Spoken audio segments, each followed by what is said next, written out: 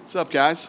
Oh, almost a perfect night of fights, but I mean, probably one of the most. That close. Yeah, probably That one of the most close. memorable nights in Contender Series history. Would you say? Yeah, it was awesome. Almost perfect. Let's go through. I guess Danny Barlow, the main event. You said he kind of saved things raw, young. You know, as you said, things to work on. That's what I think too. I think he's kind of wild, gets out there, but I didn't get to see enough of him either. You know, from what I saw, he's very wild, but he's a freak athlete. If that kid can get dialed in, and you know, who knows? He looks promising for sure. Do you ever worry about that? Like, hey, maybe he's too raw. Maybe he needs a little more seasoning time. Listen, man, in this business, raw and explosive and athletic, it works. Yeah. Starting the night off with Vinicius, I mean, I think that was pretty clear once he delivered the big knockout that he was going to get signed. Did you, offer him a contract before he even got back to the locker room? Yeah. Yeah, no, listen, he came in and did what you're supposed to do, especially when you're over a 2-1 favorite. You know what I mean? He delivered on what everybody expected of him. And if that isn't on SportsCenter's top 10 tomorrow, there's going to be some crazy shit going on in sports tonight. That's for sure. A lot of baseball going on right now. So yeah. So that means this should be number one. And then you had the back-to-back kind of fight of the series contenders. Wiki, both of those were some of the best fights we've ever seen. Well, when you think about this, Carly took this fight on 10 days' notice. And I said to the girls, I said it to her in the back when I went back. Shit, I didn't tell her that I was signing her too. It's funny because in between fights, I go back to my room and I was talking to Lene and the group back there about, you know, how good that girl was and what a badass fight, blah, blah, blah, blah, split decision. And then right when I walked out, Mick was like, we're crazy if we don't sign both of them. And so we were all on the same page with that one. And she took that fight on 10 days' notice. And I said this with all due respect to both of them. They look like a couple of men. The technique, just the output, the punishment they both took. It was almost like they had an agreement to not go to the ground, and they're just gonna. I don't know. I can't say enough good things about this fighter, both of them. And like I was saying, in my interview, there's a lot of things you can teach people. Dog isn't one of them. You either have that in you or you don't. And both of these girls and both of the guys have truckloads of it. When did you make the decision on Pacheco? Because you told him you were going to give him his win money. Was it when you were standing up there that you finally decided you wanted to sign him as well? Or did you kind of know immediately after the fight, we're bringing these two guys in as well? I went back there to tell him he was going to get his win money. When I went back there, his ear's hanging off. He's crying. And he looks at me and he says, I told him I'm going to pay you your win money. He could give a fuck that I'm going to give him his win money. And he's crying. He said, I wanted to win this fight so bad. I want to be in the UFC so bad. If there's ever a late-minute pullout or there's anything, please think of me. I said, oh, yeah. I said, dude, you are right up my alley. We're going to pay you your win money. And I went back and told the boys, we're signing this kid. You want to be in the UFC that bad? He wanted to win this fight that bad. How bad do you think he wants to win his first UFC fight? I mean, it's going to be, it's funny. We were, after the fight, I forgot what I was going to say. Anyway, yeah, it was awesome. Whatever I was going to say was pretty good too, but I can't remember what the fuck I was going to say. Do you have an update on him? He's at the hospital right now. Do you have an update on his ear? Is there? No, it was like this is like one of the first times just like nobody there to give contracts to. Everybody's at the hospital. Well, almost everybody. Yeah, no, I love kids like this. And tonight, signing both of the people is what this show is all about. Oh, that's what it was. After the fight was over, Cub Swanson walks over and goes, "That guy's fucking nuts," talking about Angel. And yeah, I love it, man. Love it. That's awesome. One last thing on tonight. I know you didn't want to talk about the heavyweight fight, but you did mention the refereeing as well. Terrible. The knees to the head of a grounded opponent have been a big thing lately, and the definition of grounded opponent. I guess, what's your thoughts on? First of all, the referee. These guys are here to fight. He didn't make them fight for 2 rounds. These guys literally did the same shit for 2 rounds. And in the corner, the Brazilian kid's corner was telling him, that's perfect. Do that again this round. And then going to the last round, he said, you're 5 minutes away from winning this contract. Do the exact same thing. Apparently, that guy's never watched the show. Let's start there, number one. And number two, the ref never made them fight. Then as soon as the bullshit hand thing happens, now the ref jumps in and disqualifies the other guy for actually fighting. And that is a bullshit rule, which I believe has already been changed, but I don't know if the regs have been changed. You can't just lay your fingers down and say, if your hand is flat and your body weight is on your hand, yes, it would be the knee to a downed opponent. That tonight was not, and I'm not going to play into whether the guy was really hurt or not. We'll let the doctors figure that out, but it was pretty miraculous how he got up as soon as the fight was stopped. And the Contender Series was designed to find fighters. We're not looking for actors. That's a different show. Yeah, fair enough. Fair enough. A couple outside tonight. You've been breaking a lot of news lately. We know we have Prohaska and Pereira for the light heavyweight title. I guess, first, how excited are you about that fight? Because I think people really are. But also to maybe get some stability back to that division that's been so weird as of late. Yeah, I mean, that whole weekend. First of all, the card is – all these cards now, it's the end of the year is coming, and every year at the end of the year, these cards start getting filled up with lots of fun fights. And then that weekend in New York, they announced Callum Walsh. So we got Callum Walsh fighting. I can't remember the kid's name is Ismael Villarreal. Ismael Villarreal. He's 13-1. He's from the Bronx. One of the many things I love about Callum is this kid fights real people, man. That's going to be in the in the small arena on Thursday night. Bill Burr is Friday night at MSG, and we're Saturday night at MSG. So it's like a fun weekend that weekend for MSG. So I'm looking forward to it. Yeah. I don't know what you asked me, but I hope I answered your question. I was asking about the light heavyweight division, and I guess the idea would be, Jamal, when he comes back, like he fights for a title right away, whether it's next or whether it's 2 fights away. 100%. And then the other thing with the 2 title fights at 296, I think everybody finally realized Conor McGregor is definitely not fighting this year because the end of the year is done. I guess, what can you tell us the latest on Conor and maybe the latest on Chandler as well? Are you staying in touch with him? Is he ready to move on? What's kind of the play with both? I got nothing on either one of those guys right now. I mean, I've been saying, for a while, next year is when Conor's going to fight. And then, obviously, if Chandler gets antsy, we'll figure something out. I think Chandler's got a bunch of money. He's hanging out with his family, and when the time is right for the Conor fight, I'm sure that's the fight he wants. Nice. I'm not speaking for him. I'm just saying. I'm assuming. Yeah. Last thing I would ask you: the Mark Hunt lawsuit got dismissed today. Just curious if you had any comments about that now that it's in the rearview mirror. I mean, it's never been. Listen, Mark Hunt he's lost so many lawsuits against us. It's insane. He's a bit of a delusional guy. He's going to have to pay some legal fees.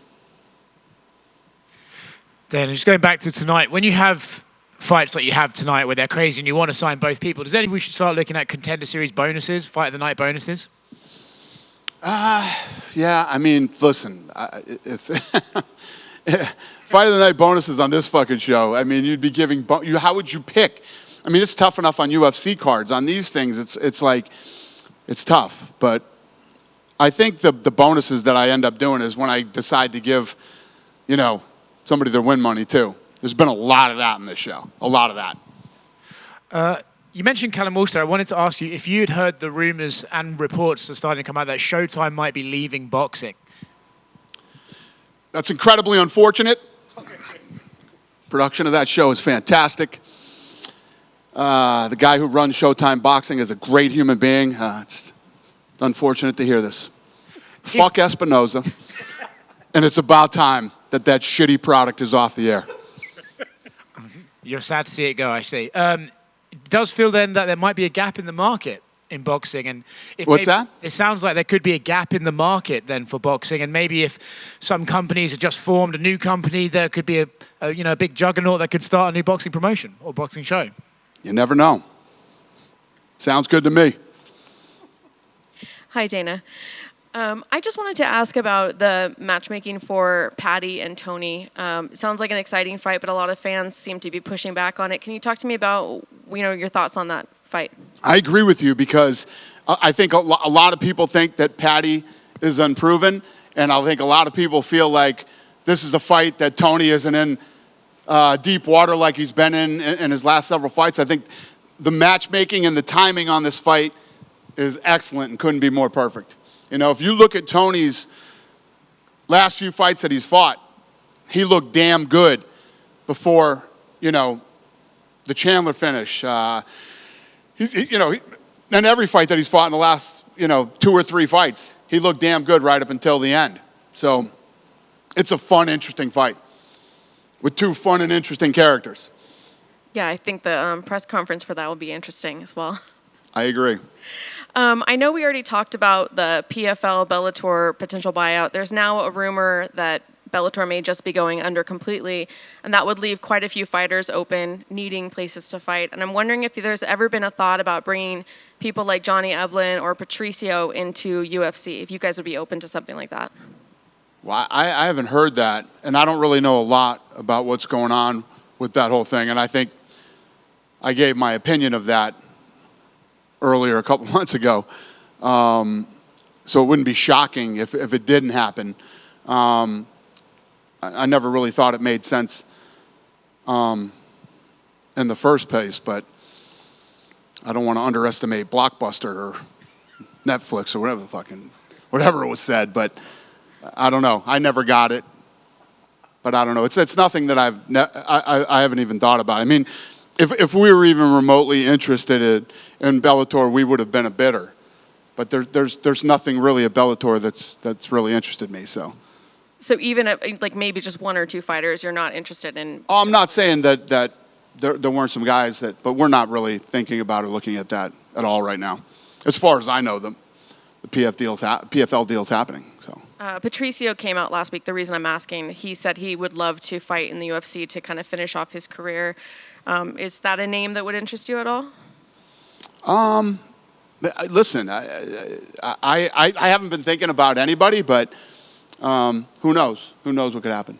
Thank you. See how that whole thing plays out. And Hey, Dana. Where does that Pacheco featherweight performance rank in Contender Series history for you? yeah, I mean, they destroyed the Contender Series significant strikes record. Destroyed it. Yeah, it's one of the best fights ever in the history of the Contender Series. I mean, yeah, it was awesome. Last year, I feel like Bo Nickel, Cameron Simon, and Raul Rosas, those were the headlines, I feel, for the show last year. Do you feel this year the headlines are the wars that we saw tonight? Yeah, tonight was one of the best nights. Tell me the last women's fight you saw that was an absolute dog fight like that. And I mean, I haven't seen something like that since Joanna and Whaley. You know what I mean? It was that good.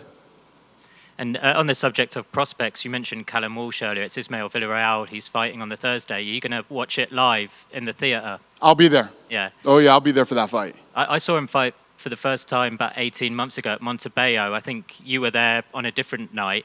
How are you how do you rate his development, in the 18 months that you've kind of been following him?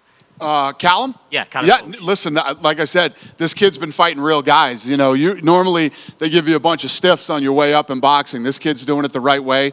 And I think that, the UFC has been the model to prove that when you fight legit fights all the way up, nobody questions you when you become the champion. Oh, he's this, he's that. You got another guy over here that he didn't face you. You fight all the best on your way up.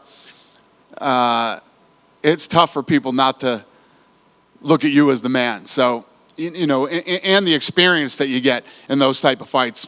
And for Callum, this kid should be a great fight. Plus, you got the whole, he's from Ireland, this kid's from New York. You got, a local New Yorker. Plus, Tom Loeffler, Bill, I love the matchmaking. And that's why I put his boxing cards on UFC Fight Pass. Just like tonight, I'm all about matchmaking, man. I love good matchmaking. And Tom Loeffler is the best matchmaker in boxing.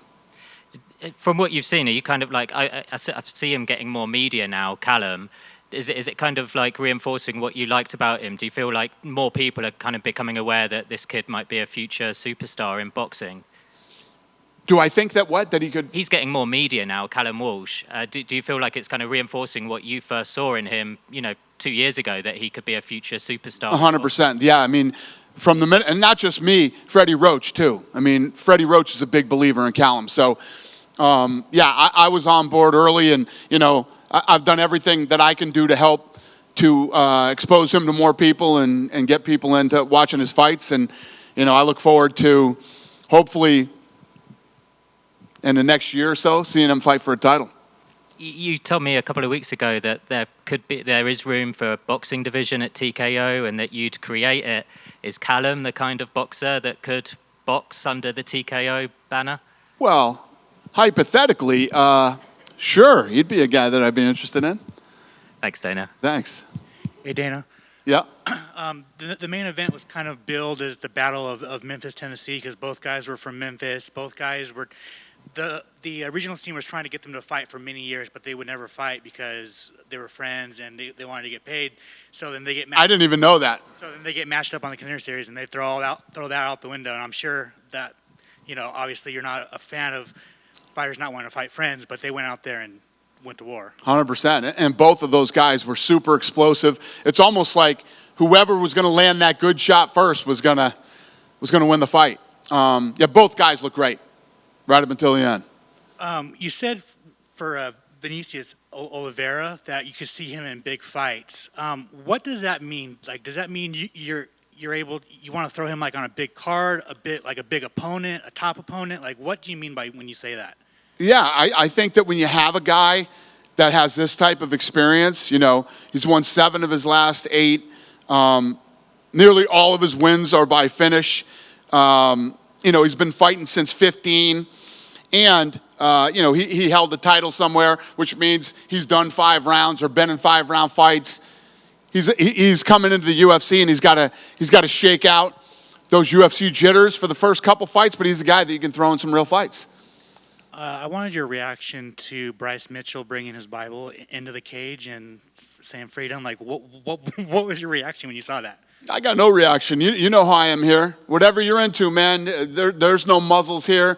There's no, whoever you are, whatever you believe, whatever you think. We've heard it all, seen it all, and, well, we think we have. Well, who knows what's next? But, this is one of those places where you say what you feel and you say what you want, and it's all good with me. And then finally, just on the main event, obviously, Rafael Fiziev blew his ACL. It was confirmed today. He's probably going to be out for a year. But what do you see for Gamrot? Is he inching closer to a title shot? Like what do you think of? I mean, it only was a two-round fight, but what do you think of that fight, and what do you think of him? Well, it's one of those things where we look at. What would be a good example right now? I guess the welterweight division would be a good example. Like we're in matchmaking, and like literally the whole division in the top 15 have fights. One of the things that we talked about last week in matchmaking was now extending our rankings down to 20 instead of 15. In the room when we're looking at these guys, because we have almost the whole welterweight division lined up with fights right now. So, in your question for him, it would be timing. Who's fighting, who's not, what works, what doesn't. So to say, how far away is he from a title shot? He's a couple. He's got to get a couple key wins. And finally, you brought up the welterweight division. The only fighter that does not have a fight is Bilal Muhammad. Is he being eyed as the Bilal Muhammad has a fight. Oh, he has a fight. Mm-hmm. Can you? No, I'm not going to tell you. Is it Kamaru Usman? Bilal has a fight, and we'll announce it soon. Thank you. Yep. And over here, you mentioned Mick going up to you after the flyweight if we don't sign both of them. Has there ever been a fighter who won their fight on the show and maybe you weren't really a fan of them at first, but maybe Mick, Hunter, or Sean convinced you to sign them? No, it just happened recently. The girl that DC said, oh, she should have been signed. You know, we turned right around and signed her, and she fought in the UFC, and she won. Okay, yeah, because I was like referring like on the night of maybe as soon as he or she won the fight, maybe you weren't really a fan of, and then in the back room, maybe the team told you, no, we should sign this person. Oh, has there been a situation where I didn't want to sign him and the guys did? We're usually pretty aligned. We're usually pretty aligned, and it's not really. There's never a situation where I'm like, no, we're definitely not signing this person. They want to sign him. Believe me, it's usually the other way around. It's me saying, oh, I like this, pushing them. And in that heavyweight fight, I saw you get up after the action was stopped. Was that like a quick trip to the restroom, or was that? Yeah, I was going to leave. I was going to walk out. I was fucking so pissed off about everything involved in that fight, except for, let's be fair to Alexander. You know what I mean, the guy. But you got to be able to stop that takedown. You got to be able to stop him and get back up on your feet. If you can't stop him, there's going to be guys in the heavyweight division in the UFC that are just going to throw you on the ground and maul you. You know what I mean? I believe that guy came to fight and wanted, but you can't stop this guy's takedown. He had you down the entire 2 rounds. And then the ref isn't doing anything. The ref isn't making them fight. He's letting them stay in the same position for literally, 10 minutes. Then the minute anything happens, he's going to disqualify the other guy. It just, everything about that fight pissed me off. And I told those guys, if this fight keeps going this way, I'm leaving. This is going to be the first time I left during a friggin' Contender Series fight.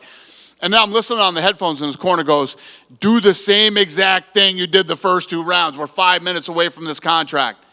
I was like, oh, hell no. This can't be happening. I figured that was one of those I've seen enough moments. But speaking about Alexander Volkanovski posted today saying January sounds good for me. If he does end up fighting in January... Alexander said he's what? Volkanovski said January sounds good for me. January? He said that, so I mean, I'm not sure what that is referencing to, but if he does end up fighting in January, that would be his 6th title defense in 4 years. How does it feel having someone that active as a champion and also successful? All those Australia, New Zealand guys, man, it's like Izzy. These guys love to fight, love to defend, and apparently love to make money. So I like it. Fair enough. I like it a lot. Dana, since you mentioned Izzy, he did an interview for his YouTube channel talking about his loss to Sean Strickland. Then it came out that he was pulled over for a drunk driving charge before that. I don't know what your thoughts on that. Did you think it affected the fight, that whole thing maybe weighing on his psyche going into the fight? And I guess your thoughts on Izzy right now. Yeah, no, I think that bad decisions, man. You know what I mean? No matter how many drinks you've had, if you drink, don't drive, man. It's just, and especially, it's one thing, Ubering is easy and all this other stuff, but when you have that kind of money that kid has, get a driver, have somebody drive you, or Uber or whatever. He made a bad decision. Thank God nobody was hurt, him or anybody else. And you know what I say about mistakes. How do you handle them after you make them? So hopefully that's a one and done for him, and he never does it again. Going back to earlier when they were talking about Paddy and Tony, if Tony should lose that fight against Paddy, what's next for Tony after that? Yeah, I mean, I would let Tony make that decision, but I'm sure if he loses to Paddy, he would probably look at calling it. He's had a great career. Done a lot of things, had a lot of big fights, and probably be a wrap for him, hopefully.